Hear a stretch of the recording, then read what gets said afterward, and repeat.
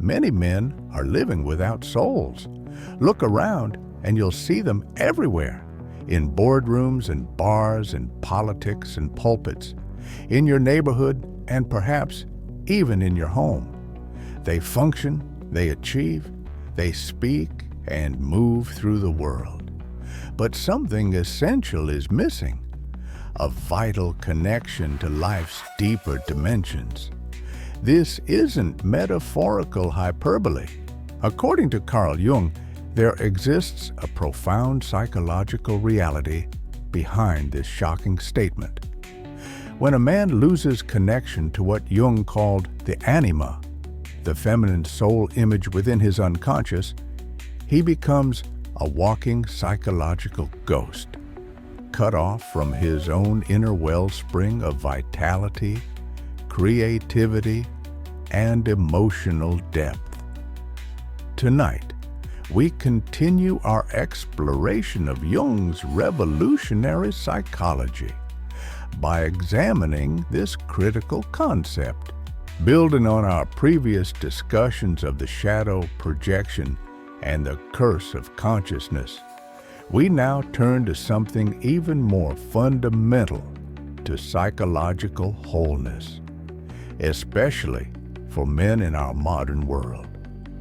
By the end of our journey, you'll understand why so many men struggle with emotional intimacy, creative expression, and finding meaning beyond achievement. And more importantly, you'll discover the surprising path to reclaiming this lost soul dimension that has nothing to do with conventional notions of masculinity or femininity. The inner woman, understanding the anima. What exactly did Jung mean by the anima? Contrary to simplistic interpretations, he wasn't suggesting that men literally have female personalities trapped inside them. Rather, he recognized something far more subtle and profound, that the masculine psyche naturally develops in relationship to an inner image of the feminine. The anima is an archetype, a universal psychological pattern embedded in the collective unconscious. For men, this archetype functions as a soul image, a personification of life's mysterious, relational, and creative aspects that masculine consciousness often struggles to access directly. Jung observed that this inner feminine represents qualities typically undervalued in traditional masculine development: emotional receptivity, intuitive wisdom, relationship-oriented values, creative imagination, and connection to life's rhythmic, cyclical dimensions. The anima serves as a vital psychological bridge between a man's conscious identity and the deeper dimensions of his unconscious. But here's what makes Jung's insight so revolutionary. He understood that the anima isn't just a nice psychological add-on. It's essential to a man's wholeness. Without active relationship to this soul image, men suffer a profound form of psychological reduction, what we might call soul loss. Think of men you've encountered who seem hollow behind their accomplishments and credentials. Consider the executive who drives himself and others relentlessly, but finds no joy in his achievements. Or the intellectual who knows everything about abstract concepts, but cannot connect meaningfully with other humans. Or the tough guy, whose strength manifests only as control, never as vulnerability or nurturing. These aren't just personality types or behavioral choices.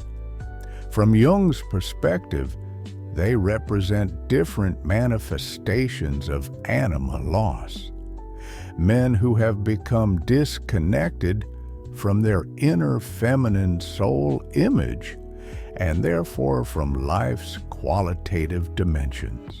As Jung wrote in archetypes and the collective unconscious, no man can converse with an animus for 5 minutes without becoming the victim of his own anima. What he meant is that when men lose connection to their inner feminine, they inevitably project it outward, usually onto actual women, creating relationships based on projection rather than authentic connection.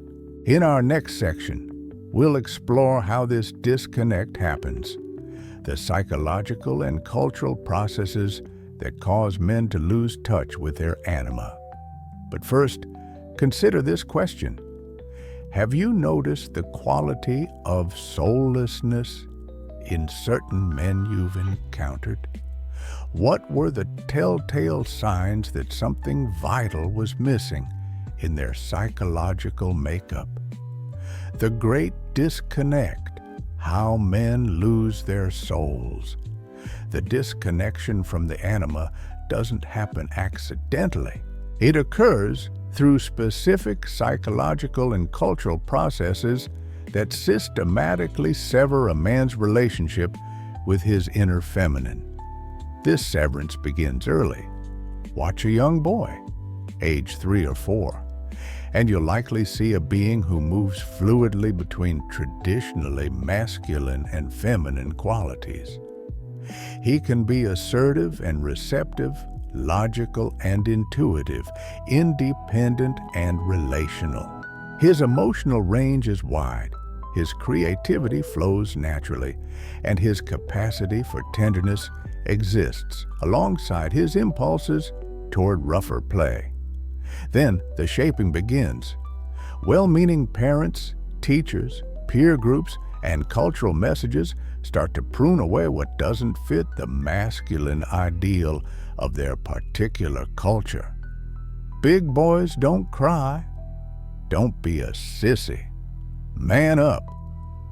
These common phrases represent a systematic conditioning against the very qualities associated with the anima. By adolescence, many boys have received the message that emotional sensitivity, intuitive perception, aesthetic appreciation, and relational focus are feminine qualities to be rejected. The inner connection to the anima doesn't disappear. It can't, as it's archetypal, but it gets driven underground, becoming unconscious. This psychological amputation creates the first stage of what Jung called anima possession. Not healthy integration of the feminine soul image, but its repression and subsequent control from the unconscious. The very qualities a man rejects don't simply vanish. They go underground and begin influencing him in unconscious, often problematic ways. Think of the corporate executive who ruthlessly suppresses emotional sensitivity in himself and others at work, only to have emotional outbursts with his family that he can't control or understand. Or the adolescent boy who mocks feminine interests publicly while secretly being drawn to them privately, creating inner conflict and shame. This disconnect intensifies in adulthood through cultural reinforcement.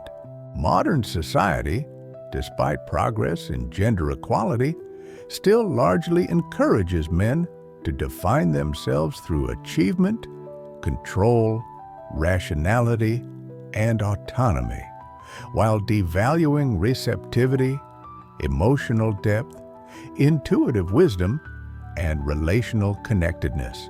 The contemporary workplace amplifies this split, typically rewarding masculine-associated traits like competition, linear thinking, and hierarchical values, while treating feminine-associated qualities like collaboration, circular thinking, and relational awareness as secondary or irrelevant.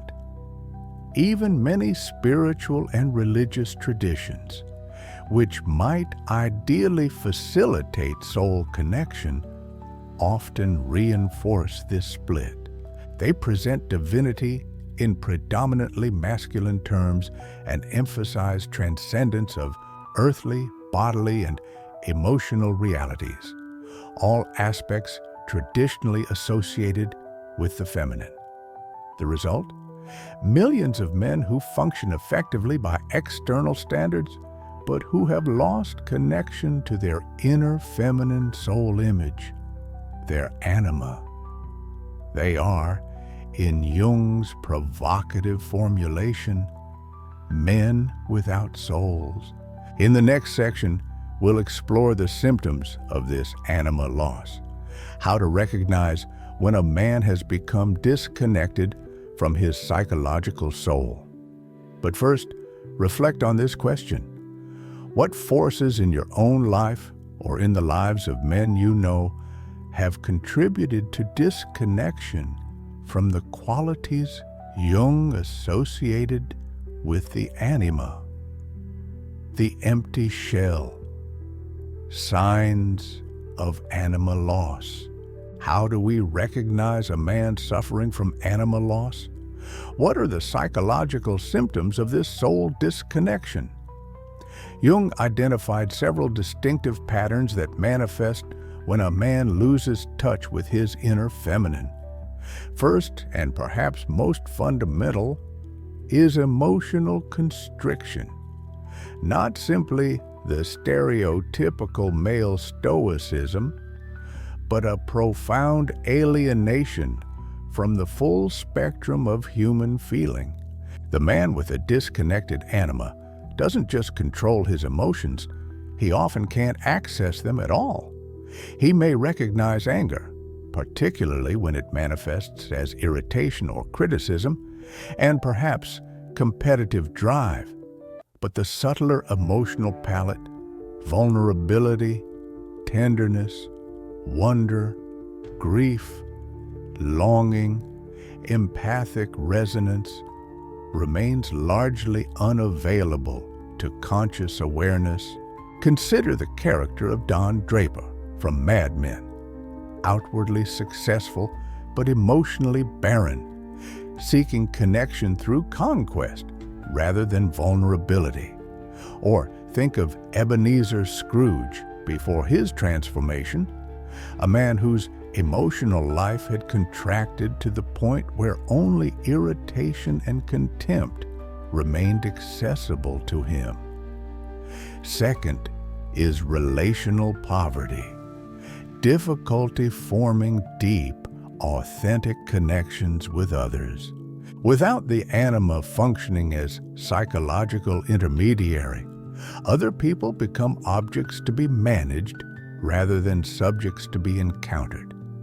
Even in seemingly close relationships, something vital is missing. The capacity for empathic resonance, for being touched and moved by another's experience. The anima disconnected man relates primarily through roles and functions rather than heart-to-heart connection. He may be technically present but psychologically absent, what some therapists call the empty presence. His partners often report feeling unseen and unmet, despite his physical proximity. Third is creative sterility, not necessarily in the professional sense. Many anima-disconnected men achieve creative success in conventional terms, but in the deeper sense of generativity and renewal. Without connection to the anima, a man loses access to the wellspring of imagination, to the capacity for play without purpose, to the ability to surrender to creative flow rather than simply executing ideas through force of will. Fourth is rigid literalism, difficulty perceiving symbolic dimensions of experience or engaging with life's mysteries. The anima serves as bridge to the unconscious with its rich symbolic language. When this connection is severed, a man becomes trapped in concrete, literal thinking. He can engage with data and systems, but struggles with metaphor, poetry, dreams, and the subtler dimensions of spiritual experience. This literalism often manifests as an insistence that everything must make rational sense. Everything must be explained and controlled. There's no tolerance for ambiguity, paradox, or mystery, precisely the dimensions where soul experience flourishes. Finally, and perhaps most telling, is the compensatory masculine behavior that often masks anima loss.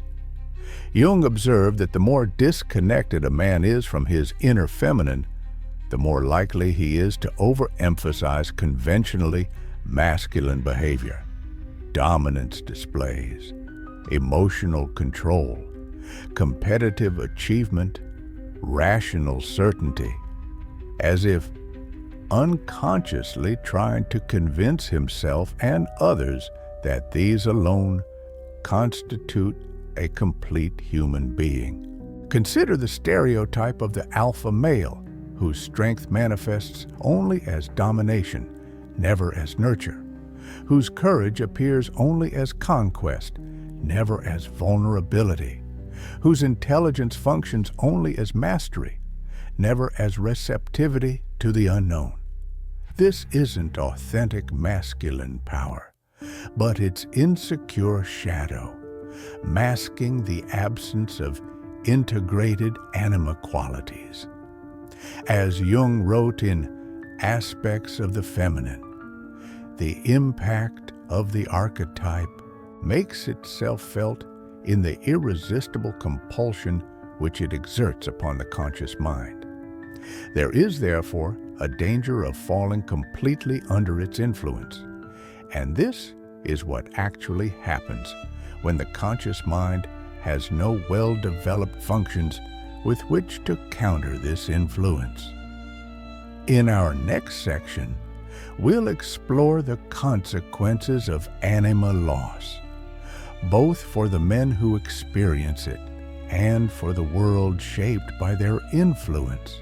But first, have you recognized these signs of anima disconnection in men you've known? Perhaps even in yourself or those closest to you? The high cost of soullessness. The consequences of anima disconnection extend far beyond individual psychological imbalance. This condition exacts a severe toll on the men who experience it, on their relationships, and ultimately on the societies shaped by their collective influence. For the individual man, perhaps the most devastating cost is existential emptiness. Without connection to the anima, the soul image that bridges conscious and unconscious, a man loses access to the wellspring of meaning. He may function effectively, accumulate achievements, and meet external standards of success. But underneath lurks a profound emptiness, the nagging sense that none of it truly matters. We see this pattern in countless midlife crises, where men who have checked all the conventional boxes of success suddenly confront the emptiness behind their achievements. As Jung observed in Modern Man, In Search of a Soul, about a third of my cases are suffering from no clinically definable neurosis, but from the senselessness and emptiness of their lives. This emptiness often leads to compulsive behaviors, workaholism, substance abuse, sexual conquest, risk-taking, accumulation of status markers, all unconscious attempts to fill the void left by anima disconnection. Like a man dying of thirst who drinks salt water, these substitutes for soul connection only intensify the underlying deprivation. In relationships, anima disconnection creates a pattern Jung called anima projection. where a man unconsciously projects his inner feminine onto actual women in his life, creating relationships based on fantasy rather than reality. Because he cannot access the feminine dimension within himself, he seeks it exclusively in women, placing an impossible psychological burden on his partners. This projection takes many forms.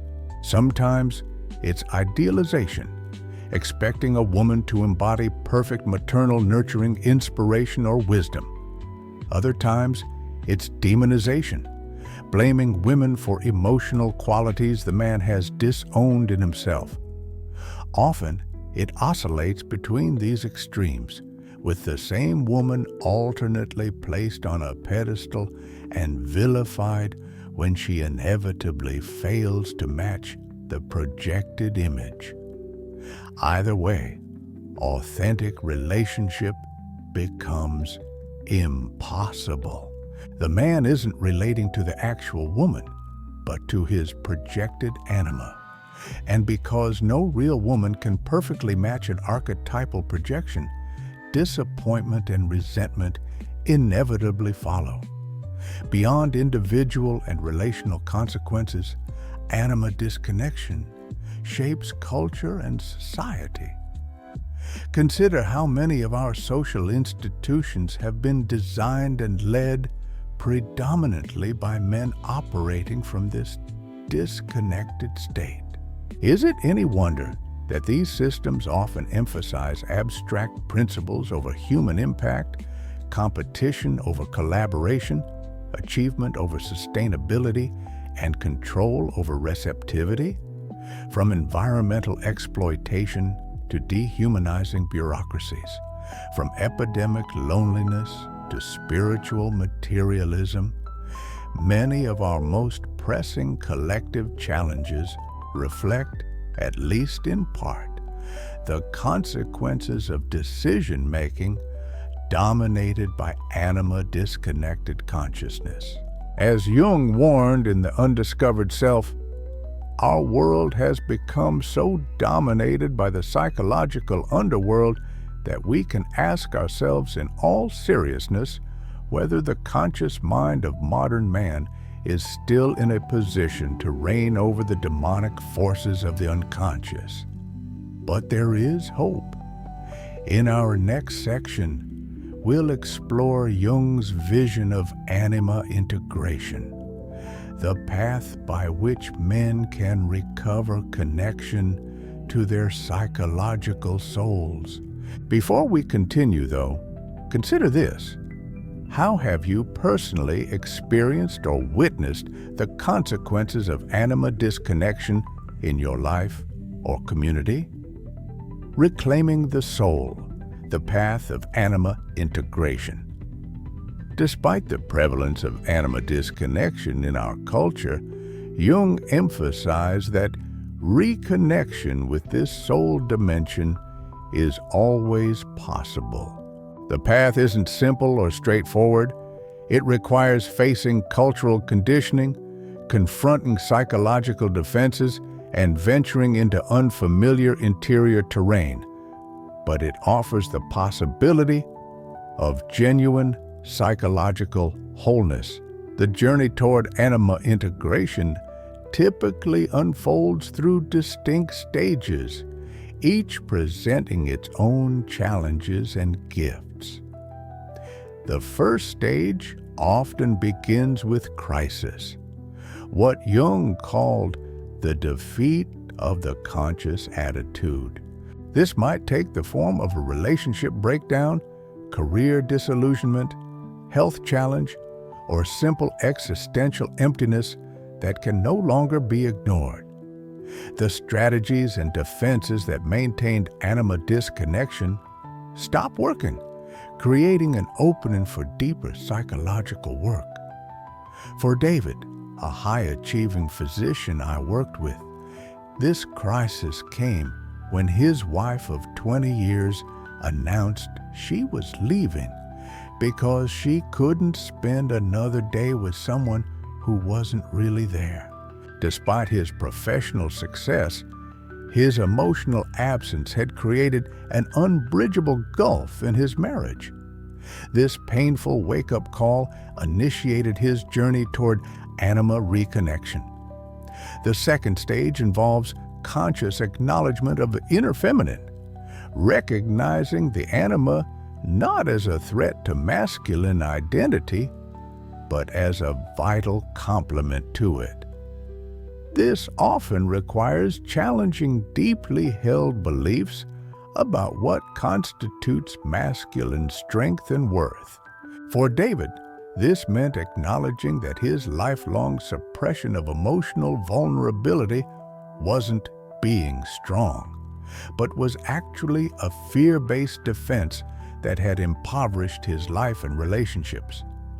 Recognizing that true strength might include capacities for tenderness, emotional resonance, and receptivity marked a turning point in his journey.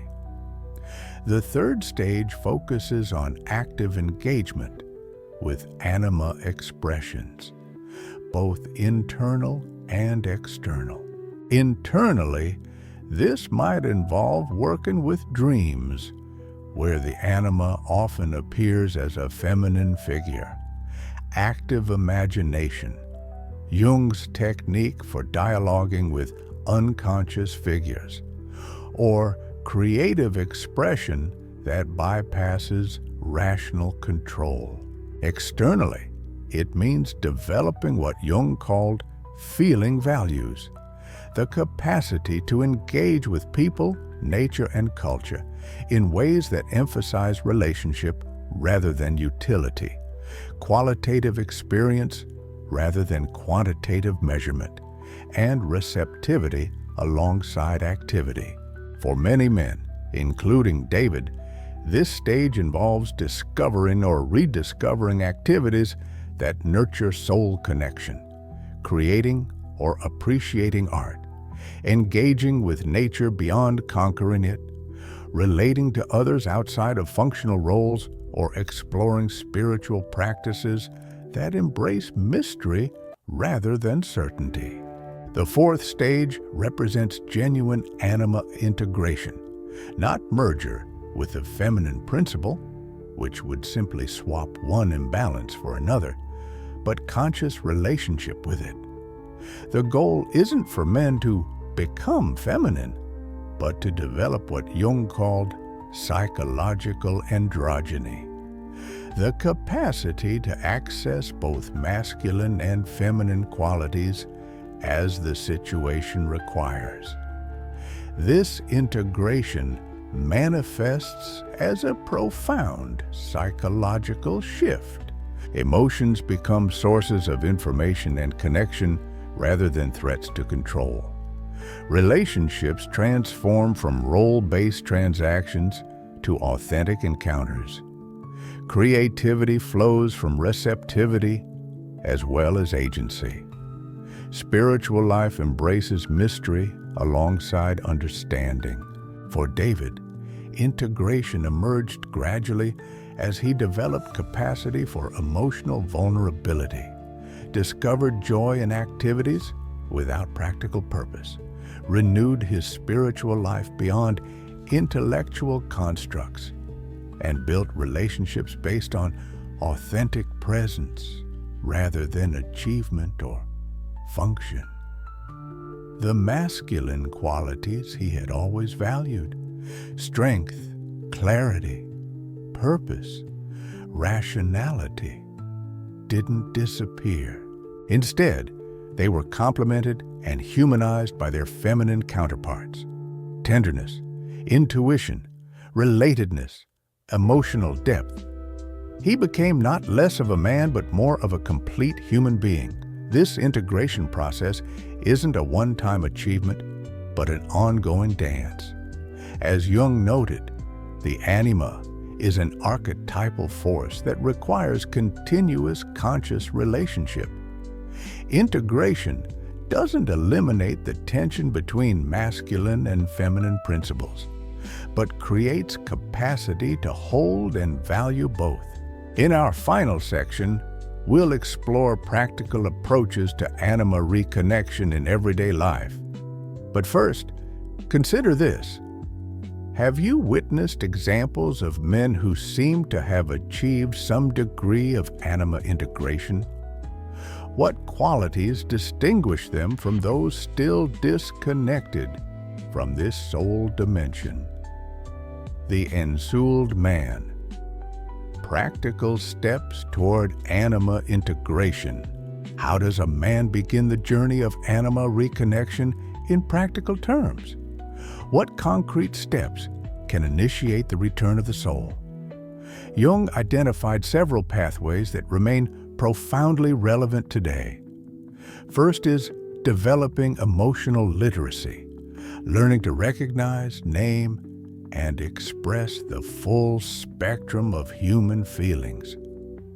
For many men, this begins with simply acknowledging emotional numbness or constriction. You might not immediately access subtle emotional states, but you can notice their absence, the sense of going through motions without being moved by experience. Try this practice. Several times each day, pause and ask yourself, what am I feeling right now? Don't settle for generic answers like fine or stressed. Push for a specific emotional language, even if the answer is initially, I don't know or nothing. Over time, this simple practice creates space for emotional awareness to develop. Second is cultivating receptivity alongside agency. Masculine development typically emphasizes doing, achieving, and controlling.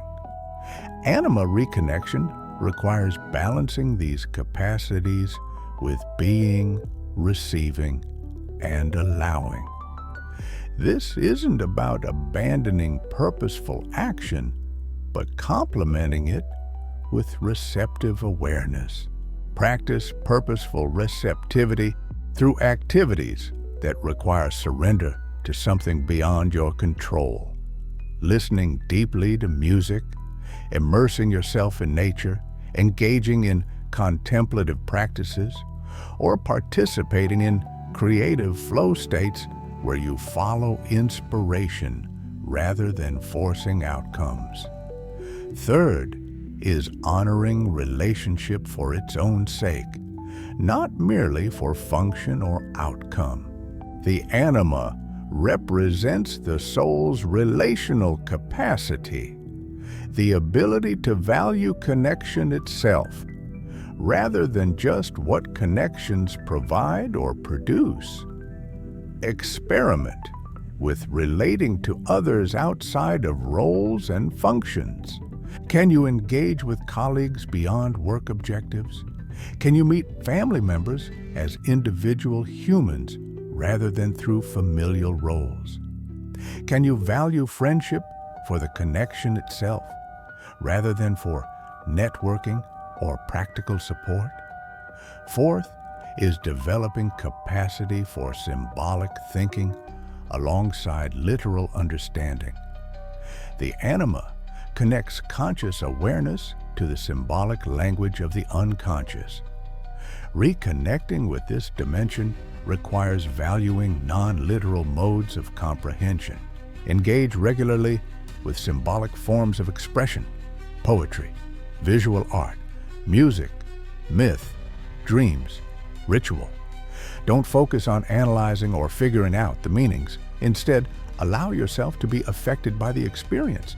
Notice what resonates emotionally rather than conceptually. Fifth is confronting anima projections in relationships.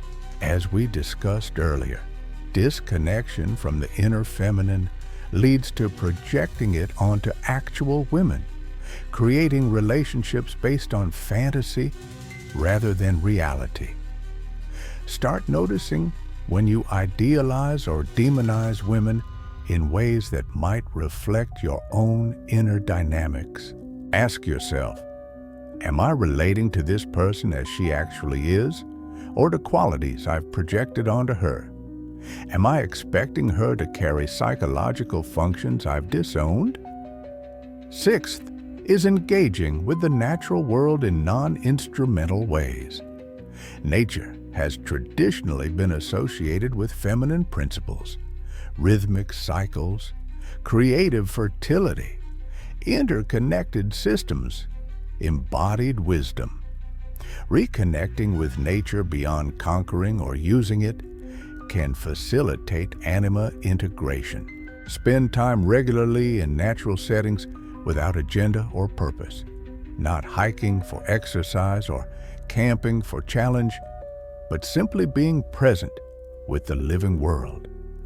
Notice what happens when you relate to nature as a living presence rather than as scenery or resource. Finally, consider working with dreams, what Jung considered direct communications from the unconscious, often featuring anima figures and themes. Keep a dream journal, recording dreams immediately upon waking before they fade from memory. Look for feminine figures who might represent your anima in different stages of integration. Throughout this process, remember that anima reconnection isn't about becoming less masculine. It's about becoming more complete. The goal isn't to abandon masculine strengths, but to complement them with feminine qualities, creating psychological wholeness that transcends gender stereotypes. As Jung wrote in Ion, the integration of the anima means more than merely accepting the soul. It means conscious acknowledgement of the unconscious as a positive and therefore potentially overwhelming power. The whole man, beyond the false divide. We began with a provocative statement. Many men are living without souls. We've explored Jung's concept of the anima as the inner feminine soul image, traced how disconnection from this dimension creates psychological impoverishment, and outlined pathways toward integration and wholeness.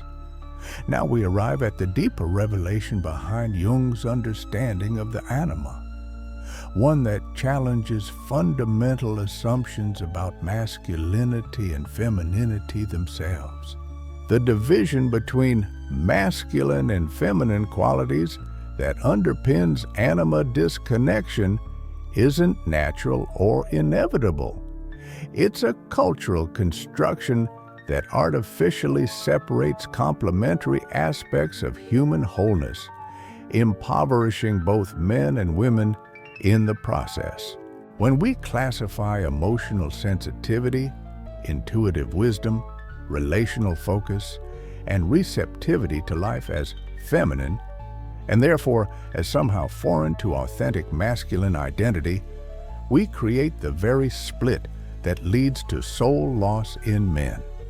Similarly, when we classify rational thinking, assertive action, independent judgment, and protective strength as masculine, and therefore as somehow inappropriate for women, we create parallel imbalances.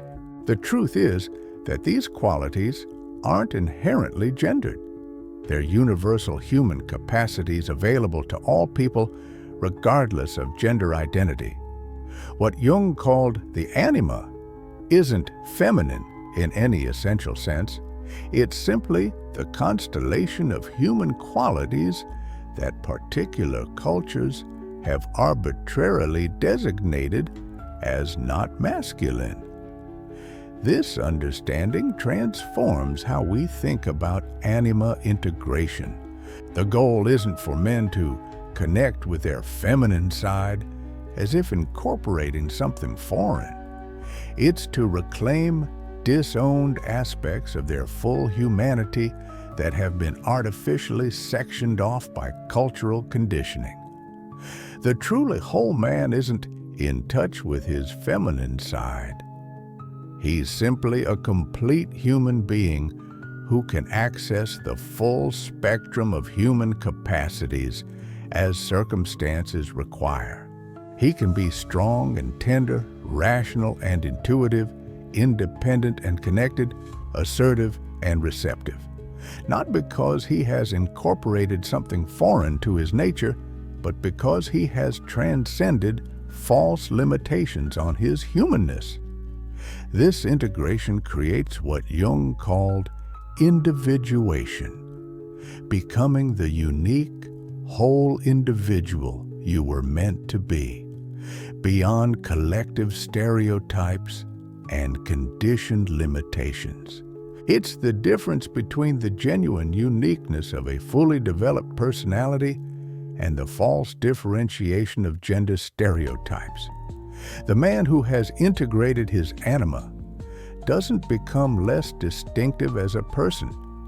He becomes more uniquely himself. He expresses his particular constellation of human qualities in ways that reflect his individual nature, rather than conforming to collective expectations of masculinity. This vision offers liberation not just for individual men, but for our collective understanding of gender itself. When we recognize that qualities like tenderness, intuition, and emotional depth aren't feminine, but human, and that qualities like strength, rationality, and protectiveness aren't masculine, but human, we create space for all people to develop their full potential beyond artificial limitations. As Jung wrote in Aspects of the Feminine, the psychological rule says that when an inner situation is not made conscious, it happens outside, as fate. That is to say, when the individual remains undivided and does not become conscious of his inner opposite, the world must perforce act out the conflict and be torn into opposing halves. The integration of the anima isn't just personal psychological work, it's cultural healing. Each man who reclaims his connection to the soul dimensions traditionally labeled feminine contributes to a more balanced, humane society, where all people can express their full humanity beyond the false divide of gender stereotypes. What might it mean for you to move beyond the limitations of conventional masculinity toward the wholeness Jung envisioned? What disowned aspects of your humanity await reclamation? What would change in your life and relationships if you experienced yourself not as a man constrained by gender expectations, but as a unique human being with access to the full spectrum of human capacities? Remember Jung's core insight. The anima isn't something outside yourself that you need to find or incorporate. It's already part of your full humanity, waiting to be acknowledged and integrated. The soul you seek isn't somewhere else. It's the wholeness that emerges when you transcend the false divide between masculine and feminine to embrace the complete human being you were always meant to become. What part of your soul is waiting to be reclaimed today?